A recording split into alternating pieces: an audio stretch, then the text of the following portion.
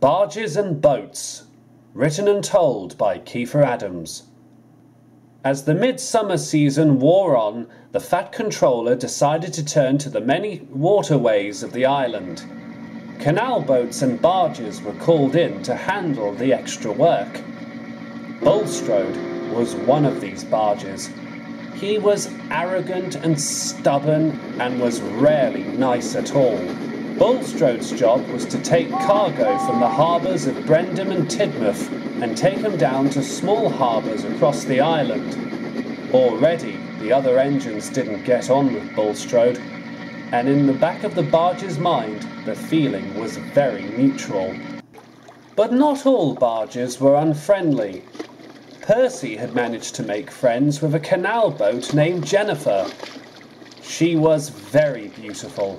She was painted red and green with a white hull, and she glided along the canals of Sodor.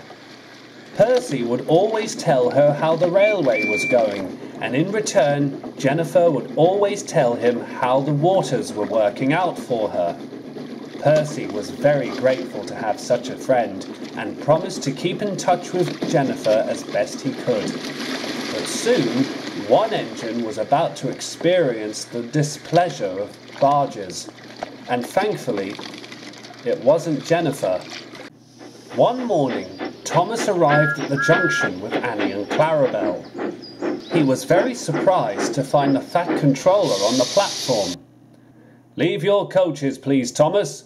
There's an emergency at the harbour. I need you to help Bulstrode with the cargo." "Oh, bother," huffed Thomas. "I was just getting used to the branch line timetable." Thomas was uncoupled, and Toby took charge of Annie and Clarabel. Thomas snorted away to the harbour. He wasn't going to be in for a good time.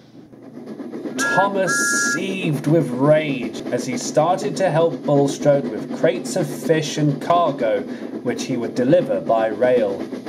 "Silly little runt," growled Bulstrode. "You don't know the meaning of work." "Neither do you, by the looks of it," scowled Thomas. "I know barges were bad-tempered, but I didn't expect you to barge into our island and cause trouble." "You watch your mouth, young'un," Bulstrode roared. "You'll suffer. Wait and see." "Oh, I'm shaking in my wheels," said Thomas, and he hurried away with the first supplies. Bulstrode gritted his teeth. "Duh. If I wasn't a barge, I'd probably be a truck causing grief for them lot right now," he muttered.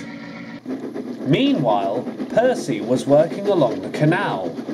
He had been bringing supplies to those who lived in the canal boats, and often travelled across the waters.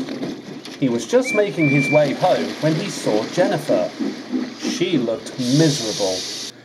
"Are you okay?" asked Percy. "I've ran out of coal," sighed Jennifer. "I was supposed to stock up earlier, but I forgot." "Don't worry," said Percy. "I'll bring you some." Jennifer was very grateful. Percy quickly returned with a coal truck, and Jennifer was happy again. "Thank you, Percy," she soothed. "What would we do without you?"